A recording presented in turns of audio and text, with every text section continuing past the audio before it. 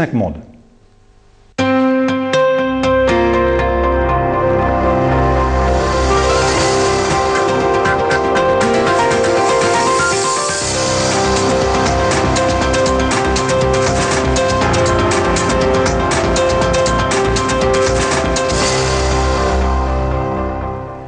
Bienvenue à tous, International est au Niger. Le président de la République du Niger, Mahamadou Issoufou, nous reçoit dans sa capitale Niamey. Merci Monsieur le Président de nous accueillir ici à Niamey. Je vous en prie. Alors c'est une émission exceptionnelle dans un contexte exceptionnel, bien sûr, la guerre au Mali, un pays voisin du Niger, avec la visite samedi du président français François Hollande. Quels objectifs pour la France, quelle suite politique après la guerre, quelles conséquences aussi pour l'ensemble de la région? La menace djihadiste est-elle éliminée? On va en parler avec vous. Quelle place aussi pour les Touaregs, un peuple au cœur de cette région Sahara-Sahel? La question aussi des richesses du sous-sol de la région, et en particulier l'uranium du Niger. Vous le savez, votre pays et d'autres d'ailleurs dans la région suscitent beaucoup de convoitises, des États-Unis à la Chine en passant par l'Europe. Alors pour vous interroger, avec moi Bruno Darou de Radio France Internationale. Bonsoir Monsieur le Président. Bonsoir. Et Charlotte Bozonnet du journal Le Monde. Bonsoir Monsieur le Bonsoir Président. Madame. Alors avant de parler avec vous, deux mots d'abord sur vous. Vous avez une formation de mathématicien, vous êtes ingénieur des mines, vous avez fait une partie de vos études à Montpellier, à Saint-Étienne en France. Vous avez travaillé plusieurs années pour la Société des mines de l'Aïr, une filiale d'Areva. Vous avez été Premier ministre de 93 à 94, président de l'Assemblée nationale en 95, plusieurs fois candidat à la présidence et finalement élu et bien élu en mars 2011 avec près de 58% des voix. Alors Monsieur le Président, votre pays, le Niger, je le disais, participe à cette guerre. 500 soldats nigériens sont déjà ou seront bientôt au Mali. Une guerre, comme vous l'avez dit, imposée par les terroristes. Une guerre aussi, vous l'avez dit, que nous gagnerons. Ce sont vos termes. Je vous propose de revoir l'enjeu de cette guerre pour le Niger avec Sandrine Gomez. Et des soldats au garde à vous. Venu motiver ses troupes ce jour-là, le président Mahamadou Issoufou en personne. Car depuis la crise au Mali voisin, le Niger est sur le pied de guerre face aux terroristes islamistes. Nous allons en guerre. Une guerre qui nous est imposée par des terroristes et des trafiquants en tout genre. Une guerre injuste. Cette guerre, nous la gagnerons. Au total, près de 500 soldats nigériens doivent rejoindre les troupes de la MISMA, la force d'intervention au Mali des pays d'Afrique de l'Ouest. Et pour vaincre l'ennemi, le Niger a accueilli des renforts du Tchad, ici en transit il y a quelques jours, en direction du Nord Mali. Objectif de l'offensive, sécuriser les 800 km de frontière avec le voisin malien et empêcher l'infiltration des groupes islamistes. Une crainte portée depuis des mois par le chef d'État nigérien, exemple en juin dernier, ici, aux côtés du président français. La situation est très préoccupante. Il s'agit donc au Nord Mali d'une menace, non seulement pour la sous-région, mais pour le monde. Une inquiétude partagée alors par François Hollande. Nous avons, là encore, avec le président Issoufou, posé ce que devaient être les principes pour éradiquer le terrorisme qui s'est installé. En ligne de mire notamment, Al-Qaïda ou Maghreb islamique, qui avant d'envahir le Mali avait déjà enlevé 2 jeunes Français dans un restaurant de Niamey. Un kidnapping à l'issue tragique au moment de l'intervention des forces spéciales françaises. Des prises d'otages d'autant plus redoutables qu'elles visent désormais directement les intérêts français. Exemple, les mines d'uranium d'Areva au Niger. En septembre 2010, 7 employés sont kidnappés sur le site d'Arlit. 4 sont toujours aux mains de leurs ravisseurs. Plus que jamais, ces sites stratégiques, qui alimentent plus d'un tiers des centrales nucléaires françaises, sont des cibles potentielles des groupes terroristes. Autre enjeu de la guerre au Nord Mali pour le Niger, la question Touareg. Des populations nomades à cheval entre l'Algérie, le Mali et le Niger. Une question devenue cruciale depuis avril dernier et la déclaration d'indépendance des Touaregs maliens de ce qu'ils appellent l'Azawad au Nord Mali.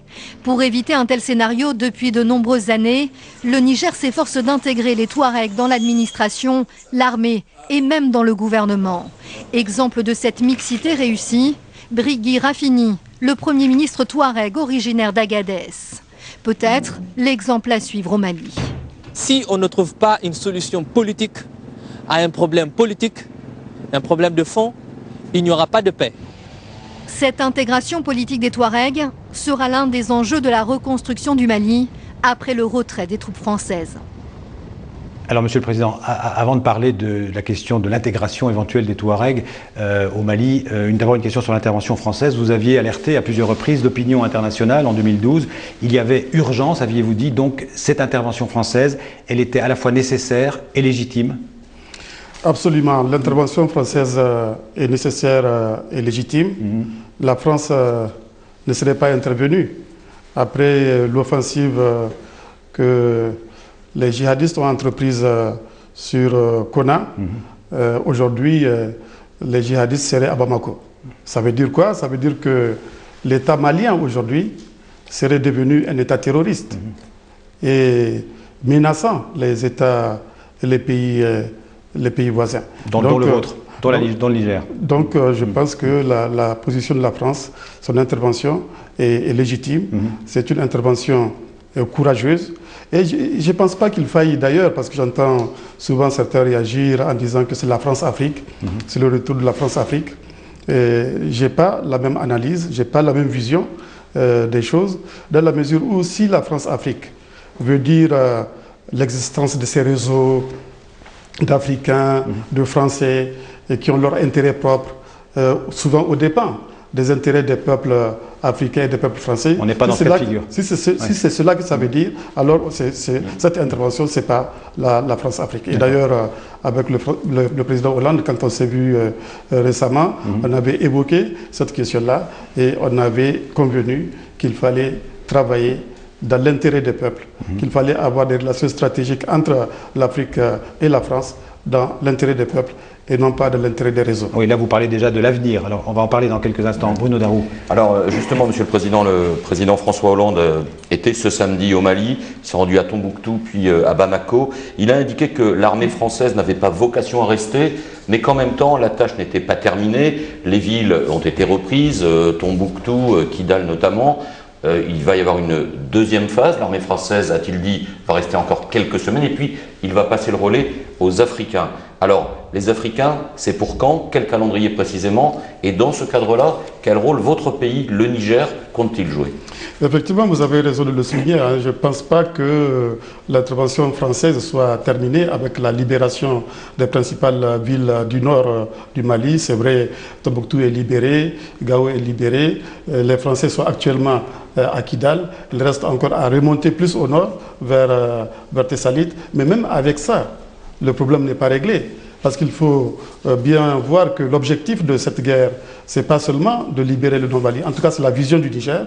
L'objectif de cette guerre, c'est non seulement de libérer le Nord-Mali, de débarrasser le Nord-Mali des djihadistes et des trafiquants de drogue, mais c'est de débarrasser l'ensemble du Sahel de ces groupes, de ces menaces, qui constituent des menaces non seulement pour nous, mais également pour vous, pour l'Europe, pour la France, pour le monde entier. Il faut dire que ces groupes ont des connexions avec les autres islamistes.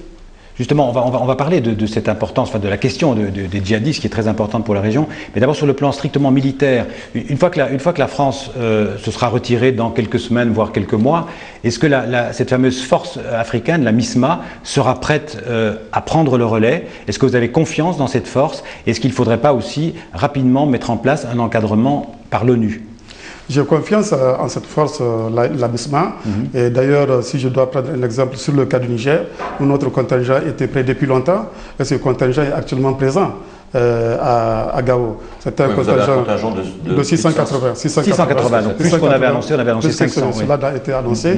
Donc 680, ce contingent est prêt, il est déjà présent sur le terrain à Gao. Et je crois que les autres pays africains également, qui doivent contribuer à ce contingent-là, sont en train de se préparer, sont en train de mettre des éléments en place. Et le rôle de l'ONU? Je signale d'ailleurs qu'il y a le Tchad, qui est déjà aussi présent. Qui ne fait pas partie de la CEDEAO. C'est vrai, le Tchad ne fait pas partie de la CEDEAO, mais c'est la force africaine d'intervention, il faut la voir comme ça. Et le Tchad est déjà présent avec 2000 hommes. À Kidal. Et sur le rôle de l'ONU, que l'ONU pourrait jouer plus tard, est-ce que cette force de la MISMA pourrait être intégrée dans une force des Nations Unies? Est-ce que vous pensez que c'est une bonne idée? Le plus important, c'est qu'une force capable de sécuriser le Nord-Mali et le Mali de manière générale soit en place afin de créer les conditions d'organisation d'élections libres, démocratiques. Oui, mais si c'est une force de l'ONU, en fait, ça permet d'élargir le côté régional de la force africaine. Ça permettrait peut-être notamment à la France de rester un peu plus longtemps, mais sous casquette de l'ONU. Et ça permet aussi des financements. Absolument. Je ne vois pas d'inconvénient à ce que cela soit des casques bleus, que la MISMA soit transformée en un contingent de casques bleus. C'est peut-être même mieux encore. Ça donne plus de certitude, ça donne plus de possibilités pour mobiliser de manière permanente, de manière constante, les moyens afin que la situation puisse être maîtrisée. Avant de passer la parole à Charlotte Bauzonnet, encore une question strictement militaire.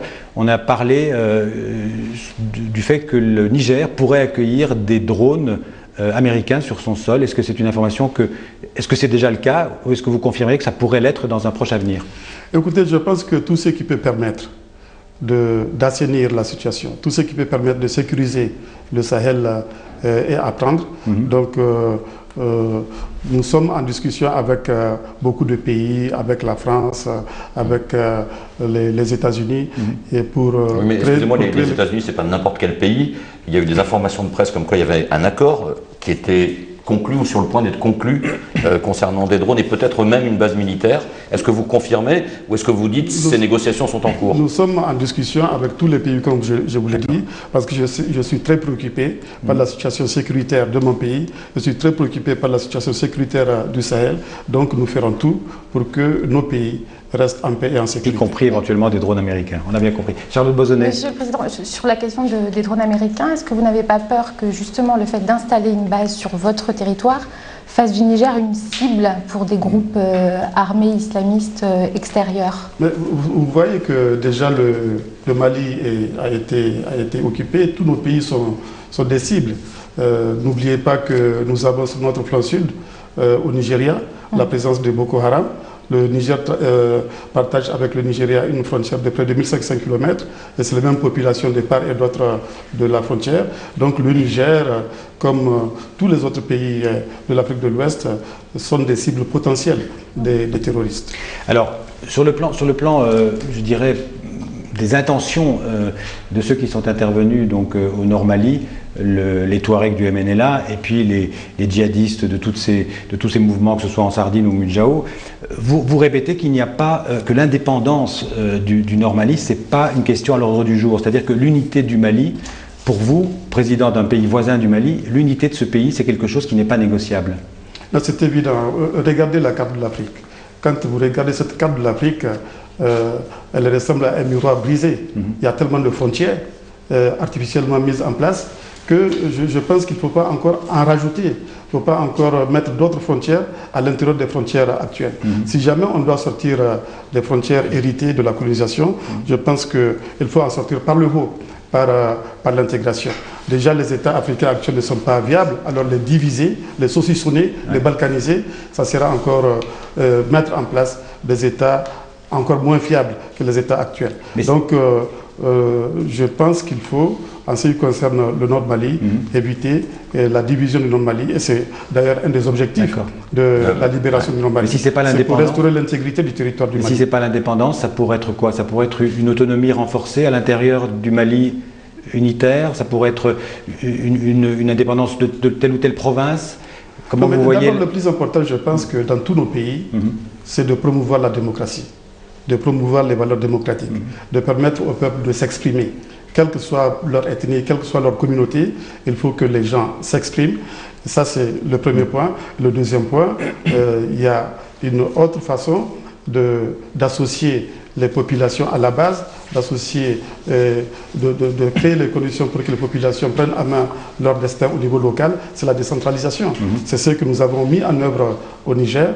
Nous avons la communalisation intégrale, nous avons des régions qui sont dirigées par des responsables désignés par les populations locales. Je pense que ça peut être une voie pour le Mali, pour que, au plan politique, les revendications posées par certaines communautés puissent être satisfaites.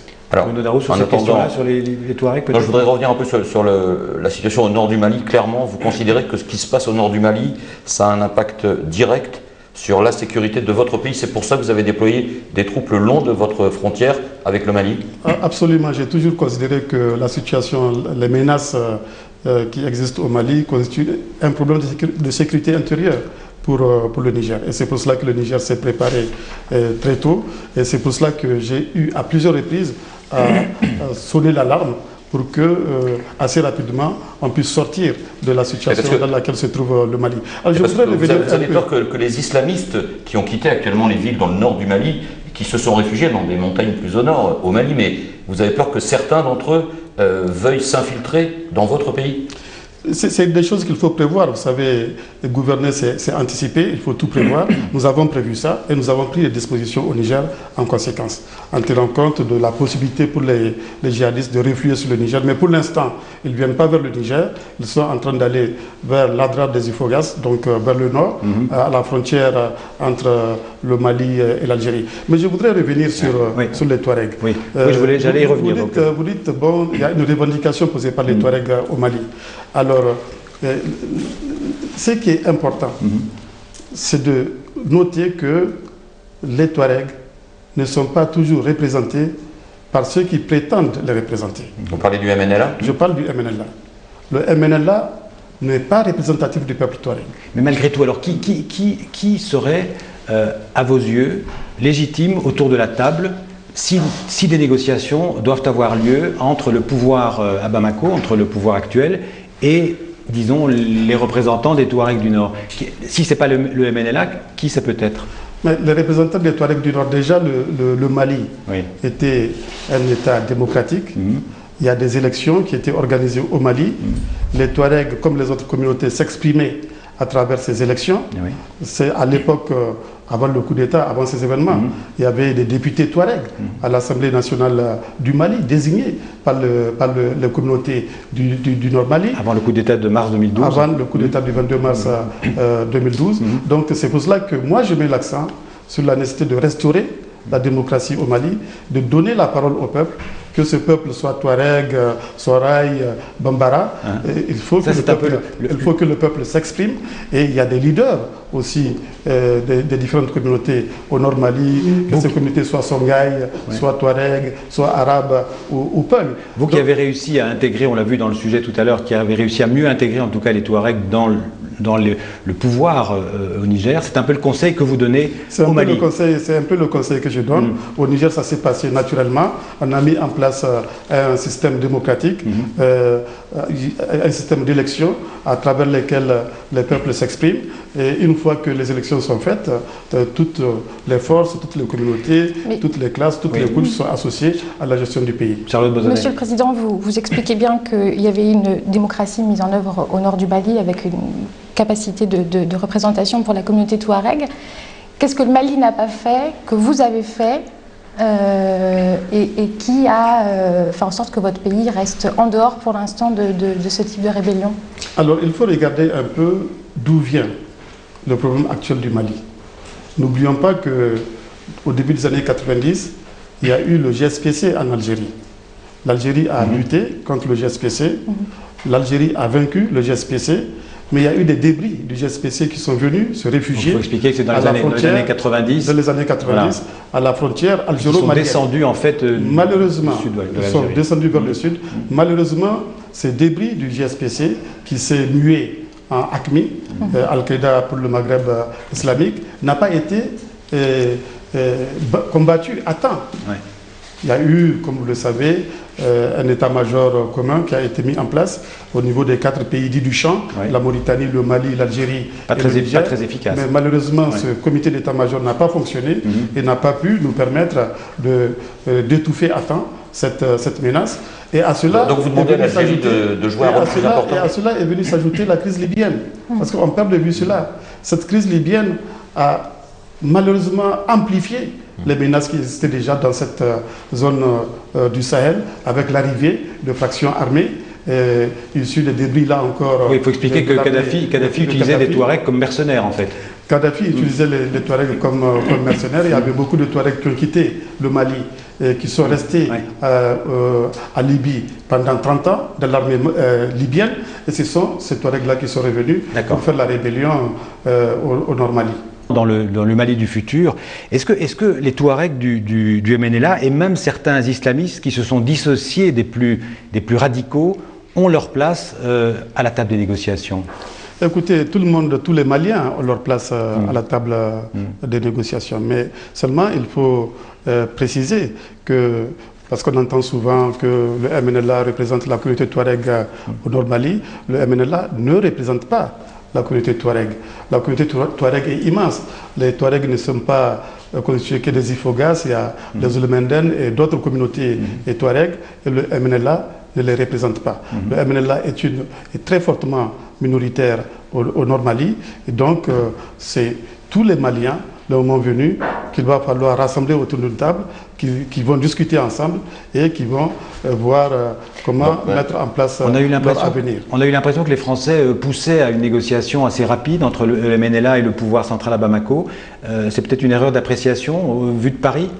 Non, je ne pense pas qu'on puisse dire que c'est une erreur. C'est vrai que le MNLA était armé, et c'était lui qui était le premier responsable d'ailleurs du déclenchement de la situation de la crise au Mali le 17 janvier 2012. Ils se sont fait doubler en fait par les djihadistes. Ils se sont fait doubler par le djihadiste.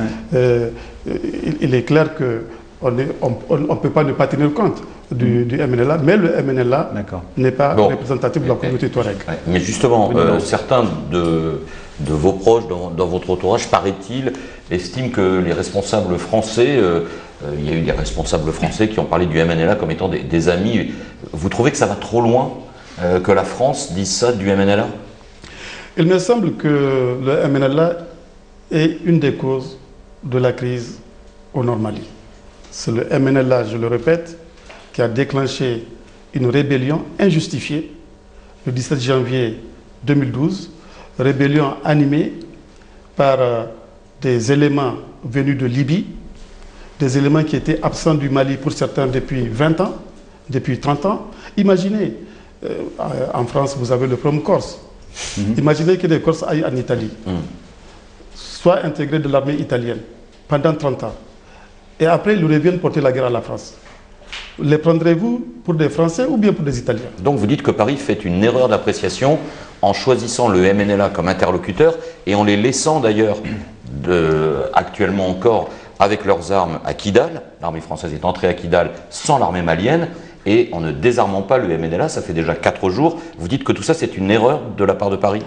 Je ne sais pas si c'est comme ça que Paris apprécie la situation, mais moi je pense que c'est une erreur, effectivement, de considérer que le MNLA est représentatif de la communauté Touareg. Et je l'ai dit, c'est des gens qui étaient absents du Mali depuis longtemps. Pour certains, ils sont restés 30 ans en Libye, de l'armée de Kadhafi.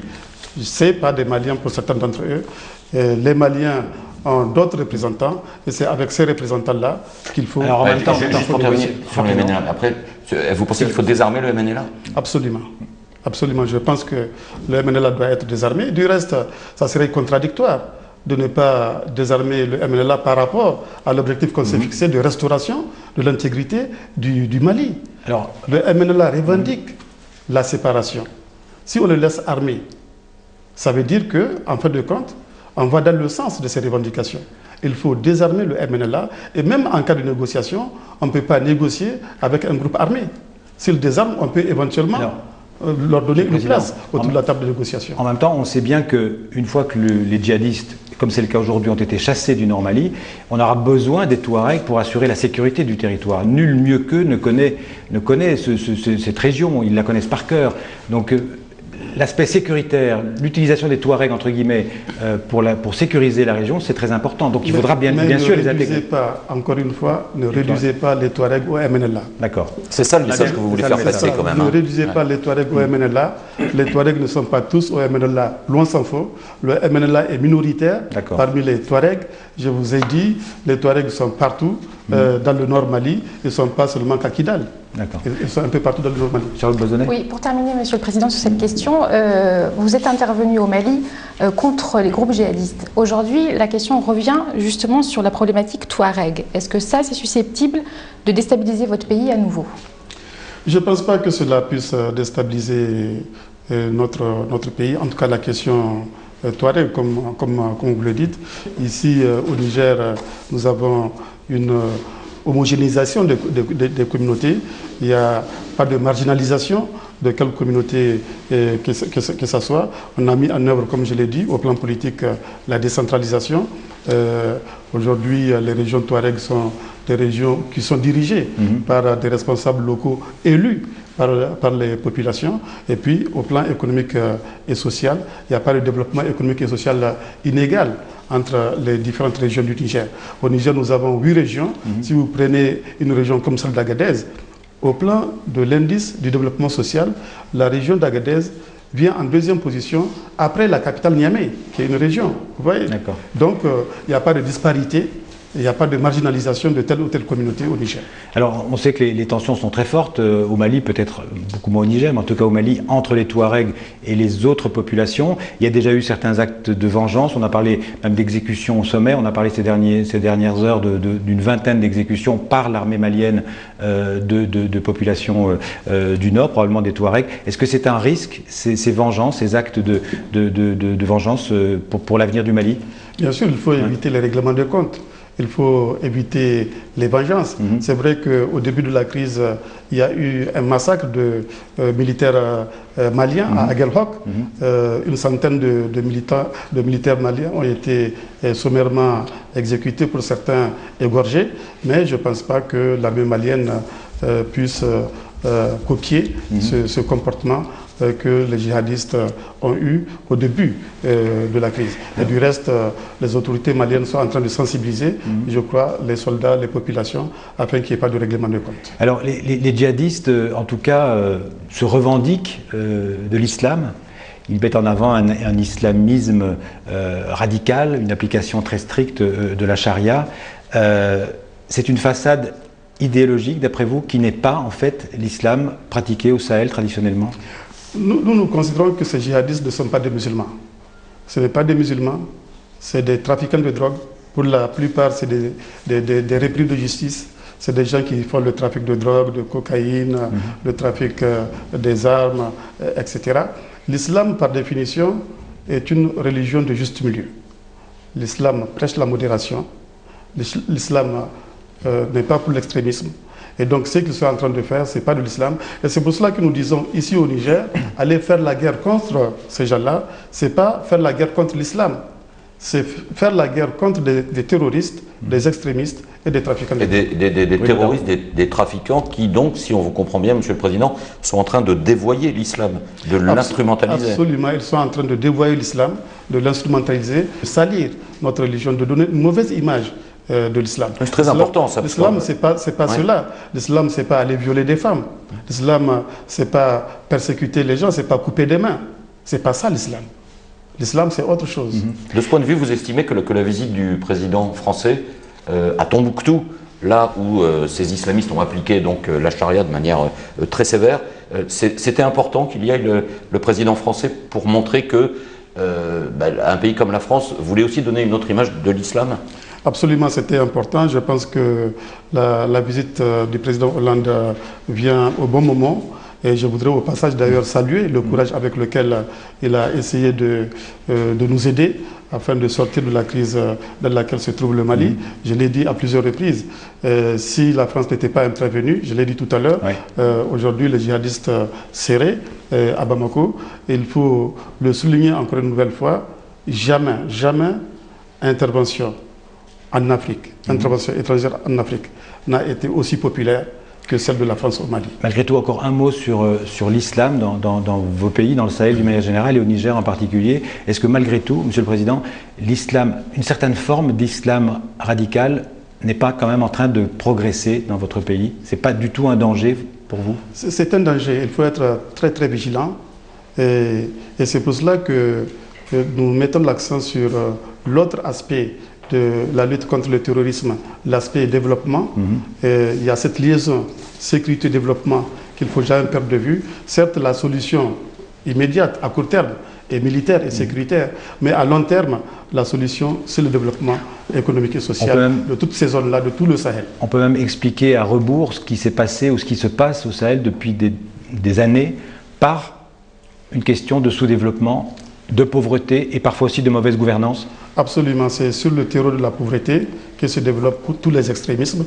Et donc, une des solutions, la solution même à long terme, c'est le développement économique et social. Et nous, on l'a compris au Niger. C'est pour cela que nous avons mis en place un plan sécurité-développement, en rapport d'ailleurs avec l'Union européenne, que nous avons décidé de financer ensemble afin de développer toutes les zones du nord du pays en termes d'infrastructures sociales, éducation, santé, accès à l'eau potable, routes, etc. Donc la solution à terme, c'est bien le développement. Charles Bauzonnet, sur cette question? Peut-être sur la question de l'islamisme pour terminer. Aujourd'hui, tous les yeux sont braqués vers le Nord Mali. Pour vous, le principal danger, est-ce qu'il n'est pas du côté du Nigeria, justement sur ce danger d'islamisation au Niger? C'est vrai, il ne faut pas perdre de vue aussi ce danger qui vient de notre flanc sud, avec l'existence de la secte Boko Haram. Mais il me semble que si nous arrivons à régler le problème du Mali, nous isolons Boko Haram au Nigeria, parce que Boko Haram est présent avec les autres groupes djihadistes au Mali. Donc nous allons affaiblir Boko Haram au Nigeria, et ensemble avec le Nigeria, nous sommes également en train de traiter ce problème de Boko Haram. Alors, qui dit Niger dit uranium, en particulier en France, qui dit en France Areva, mais avant de parler de l'uranium du Niger, un zoom arrière, si j'ose dire, sur l'ensemble de la région, on se rend compte que de plus en plus, vous avez parlé de développement, mais il y a aussi une autre cause peut-être qui explique ce qui se passe dans votre région, c'est on se rend compte que le sous-sol du Sahel est particulièrement riche en toute une série de minerais, aussi d'énergie, du gaz, du pétrole, de la bauxite, des diamants. Voilà. Est-ce que c'est aussi, Monsieur le Président, une des clés pour comprendre ce qui se passe en ce moment dans votre région et ce qui pourrait se passer dans les années à venir? C'est vrai que nos pays disposent de beaucoup de ressources de sous-sol. Vous les avez rappelées. Il est possible qu'on fasse l'hypothèse que cela puisse susciter des convoitises. Mais pour l'instant, face aux problèmes que nous rencontrons actuellement, il ne me semble pas que cela puisse être la cause. Et il faut s'en tenir aux causes, aux menaces auxquelles on est confronté, c'est-à-dire la menace terroriste, la menace... oui, mais tout est dans tout en même temps. Quand on voit ce qui s'est passé dans le sud de l'Algérie, cet attentat à une menace, les terroristes peuvent aussi avoir pour stratégie d'attaquer les sociétés qui gèrent les richesses de ces sous-sols. Bien sûr, il est tout à fait... Vous avez cité le bon exemple, ce qui s'est passé sur le site gazier d'Amenas, effectivement fait partie de la stratégie que les terroristes sont en train de développer pour porter atteinte non seulement aux intérêts de nos pays, mais aux intérêts des autres pays avec lesquels nous coopérons. Si je prends le cas de l'uranium, vous avez fait allusion on va en parler tout de suite. à ça, on va en parler tout à l'heure. C'est une ressource importante et pour le Niger et pour les autres partenaires du Niger, comme la France, le Japon, l'Espagne, qui participent à l'exploitation de ce minerai. Charlotte Bauzonnet, là-dessus? Oui, Monsieur le Président, vous le disiez bien, le problème est un problème de développement. L'uranium est une ressource très importante pour le Niger. Vous êtes en pleine discussion avec la société française Areva pour une renégociation des contrats. Est-ce que pour vous, c'est une question clé qui rentre dans cette thématique justement de lutte contre le terrorisme et l'islamisme radical? Absolument.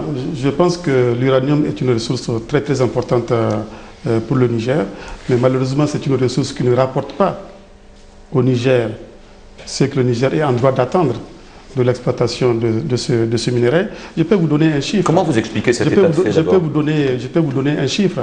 Le Niger reçoit aujourd'hui du secteur de l'uranium à peine 100 millions d'euros. Oui. 100 millions d'euros par an. 100 millions d'euros par an. Oui. Alors quand on parle du Niger, la première idée qui vient en tête, c'est l'uranium. Monsieur le Président, si je peux me permettre, ça fait... C'est un producteur d'uranium. Ça représente 5-6% à peine de votre budget. Ça représente 5% à peine de notre budget. Ce n'est pas admissible. Ouais. C'est pour cela que j'ai demandé, est-ce que ce sont vos prédécesseurs? J'ai demandé un équilibrage du partenariat entre Areva et le Niger. Vous avez, votre gouvernement a dit que le partenariat avec Areva est très déséquilibré. Le partenariat soit gagnant-gagnant. C'est la condition pour que ce partenariat soit durable, et nous voulons qu'il soit durable. Nous voulons renforcer ce partenariat stratégique avec Areva, mais pour que cela puisse se faire, il faut que le Niger gagne, il faut que la France gagne, il faut qu'Areva gagne. Mais donc il faut revoir le partenariat entre la France, entre Areva et le Niger est à revoir. Absolument, il est à revoir, il faut l'équilibrer, parce que nous avons le souci de le faire durer, et pour le faire durer, il faut qu'il soit équilibré. Est-ce que la négociation a été lancée ou la renégociation? Les négociations sont en cours, elles ne sont pas encore terminées, elles sont en cours non seulement par rapport à la mise en exploitation du gisement d'uranium d'Imouraren, mais par rapport aussi aux autres sociétés dans lesquelles le Niger, Areva et d'autres partenaires sont actionnaires. C'est le cas de la société des mines de l'Aïr, la Somaïr, c'est le cas de la Cominac. Donc c'est tout cet ensemble-là qu'il va falloir mettre sur la table et négocier et faire en sorte que chaque partie gagne. Monsieur le Président, concrètement, vous parliez de chiffres, 100 millions par an. Vous avez fait une demande chiffrée à Areva. Vous avez un objectif chiffré de retombées pour votre pays? Nous avons un objectif chiffré, mais je ne vais pas l'indiquer ici. Mais je prends un exemple. Je prends l'exemple du gisement d'Imouraren. À un certain moment, le gisement d'Imouraren était revenu dans le domaine public. Normalement, cela devrait, au moment où on a donné la concession d'exploitation à Areva, en tenir compte. Et donc compenser le Niger qui était, à partir du moment où le gisement est revenu dans le domaine public, qui est devenu propriétaire du gisement, bien que Areva, à l'époque c'était Kojima, ait découvert le gisement. Mais compte tenu du fait qu'il est revenu dans le domaine public, il était devenu propriété du Niger. Ensuite, nous avons quelques autres problèmes sur le gisement du Mouraren, sur lesquels nous sommes en train d'échanger avec Areva. Mais ce qu'il faut retenir, le plus important, c'est que le Niger puisse gagner à partir de ce secteur important pour notre économie et que les ressources tirées de ce secteur-là puissent servir au développement économique et social du Niger, à nourrir les Nigériens, à éduquer les Nigériens, à les soigner, à créer les conditions de l'accès des Nigériens à l'eau potable. Encore un mot sur Imouraren. C'est un gisement très important. Ça fera du Niger, je pense, facilement le deuxième producteur d'uranium dans le monde. On sait que les Chinois seraient intéressés à rentrer dans le capital de la filiale d'Areva qui va gérer Imouraren. Est-ce que le gouvernement nigérien pourrait donner son accord à l'entrée des Chinois dans ce capital? Je sais qu'on attend la décision du gouvernement nigérien en la matière. Nous n'avons pas encore été approchés par Areva sur ce point particulier, mais en principe, nous ne voyons pas d'inconvénient. Notre objectif, c'est de diversifier les partenaires de l'exploitation de l'uranium. Ça a été une position du Niger depuis le départ, depuis les années 70. Je me rappelle la première société qui a été mise en place, la Somaïr, avait comme actionnaire non seulement les Français, mais les Allemands et les Italiens. La deuxième société, c'était la Cominac, avec comme actionnaire les Espagnols, les Français, le Niger et les Japonais. Donc il n'y a pas de raison qu'au niveau du Mouraren, on ne puisse pas associer d'autres pays qui souhaitent coopérer avec nous. Donc les Chinois sont les bienvenus? Tous les investisseurs sont les bienvenus au Niger. Je voudrais revenir 2 secondes. Vous avez indiqué il y a quelques minutes que les négociations avec Areva, vous ne pouviez pas évidemment nous dévoiler le montant, en quelque sorte, que vous réclamiez. Est-ce que vous pouvez nous indiquer, tout au moins, dans quel climat se déroulent ces négociations? Est-ce qu'elles sont faciles, aisées ou tendues, compliquées? Moi, je pense que c'est des négociations qui se déroulent dans un bon climat. Nous sommes des amis, nous sommes de vieux amis. Nous avons une relation stratégique depuis plusieurs décennies avec la France à travers Areva. Nous souhaitons que cette relation stratégique se poursuive, mais nous souhaitons qu'elle soit équilibrée. Alors, Charles Bozodin, encore là-dessus? Monsieur le Président, vous évoquiez au début de notre entretien la France-Afrique, les réseaux. Est-ce que vous pensez que l'intervention française a été motivée en grande partie justement par la présence de cet uranium dans votre pays? Je ne le pense pas. Je pense que la France est intervenue parce que la France a compris que cette menace-là ne concerne pas que le Mali, ne concerne pas que le Sahel. C'est une menace qui concerne le monde entier et donc c'est une menace aussi qui concerne la France et l'Europe. Voilà, me semble-t-il, la raison politique qui a fait que le président français, dont je salue le courage au passage, a mis en place... Est-ce que vous avez dit qu'à court terme, actuellement, aujourd'hui, évidemment, cette initiative du président Hollande et l'image de la France en Afrique est très bonne. Est-ce que vous pensez que ça va être la même chose, que ça va durer à moyen et long terme? Je pense qu'avec ce que fait le président Hollande, cela va durer. Parce que, comme je l'ai dit, le président a décidé de repenser, de refonder les relations franco-africaines, a décidé de privilégier les relations d'État à État au profit des peuples et non pas au profit des réseaux. Et cela est un indicateur très fort qui peut laisser penser que cela va durer. Mais ma question en fait c'était, est-ce que l'armée française, le président Hollande l'a dit, va rester quelques semaines, peut-être quelques mois, mais après il faut absolument que l'armée française s'en aille pour que cette opinion très favorable ne se retourne pas? Une fois que le travail sera terminé, il est tout à fait normal d'envisager que l'armée française reparte. Et elle sera remplacée par les forces africaines. Des élections vont être organisées au Mali. Et au fur et à mesure, les armées africaines elles-mêmes vont se retirer pour laisser la place aux forces maliennes qui, entre-temps, doivent être structurées, doivent être mises en place, formées, équipées, afin qu'elles puissent assurer la sécurité du Mali. Monsieur le Président, il nous reste 2-3 minutes. Je voulais poser une question sur les otages. On a rappelé tout à l'heure dans le reportage que plusieurs otages avaient été enlevés au Niger, en particulier sur le site d'Arlit, une autre mine d'uranium. Est-ce que vous avez des informations sur ces otages? Est-ce que vous savez s'ils sont vivants? Est-ce que vous savez aussi s'ils sont vivants, où ils pourraient se trouver? On a parlé de la région de Kidal, justement, au nord-est du Mali. Alors, les informations qu'on a, c'est qu'ils sont effectivement vivants. Maintenant, où c'est qu'ils sont? Probablement, ils sont au nord Mali, à la frontière, vers la frontière avec l'Algérie, dans les montagnes des Ifogas. Ce sont les informations dont vous disposez à l'heure actuelle. Ce sont les informations dont on dispose à l'heure actuelle. Et toujours concernant d'ailleurs la protection des sites d'uranium, est-ce que vous confirmez aussi, ce sont des rumeurs qui ont circulé dans la presse française ces derniers jours, la présence de forces spéciales françaises sur le territoire du Niger pour renforcer la protection des sites miniers? Oui, absolument, je le confirme.